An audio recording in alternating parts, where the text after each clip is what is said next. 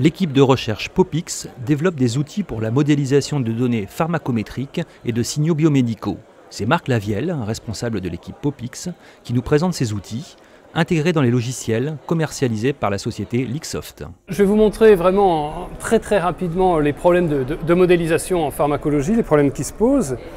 Donc je vais prendre un exemple classique d'un médicament, d'un anticoagulant. Donc on va disposer de mesures de concentration d'un médicament au cours du temps. Donc ça, c'est des observations qui sont recueillies lors d'un essai clinique, par exemple. On va aussi mesurer l'effet du médicament, bien sûr.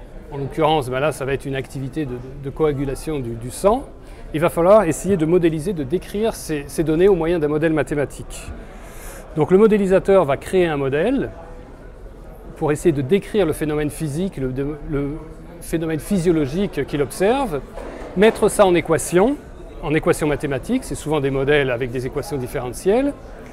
Et le but, ensuite, ça va être de modéliser ces données, mais non pas d'un unique patient, mais de l'ensemble des patients de l'essai clinique. Et ce qui est très important, c'est de prendre en compte la variabilité qu'on a entre les patients.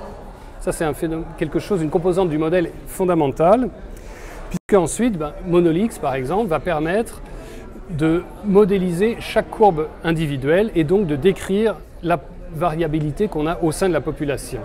Avant tout, il faut dire que l'intérêt est avéré, puisqu'il y a quand même maintenant énormément d'industriels qui utilisent en particulier Monolix, un outil de modélisation qu'on a développé. C'est vraiment tous les groupes de modélisation et simulation de l'industrie pharmaceutique l'utilisent.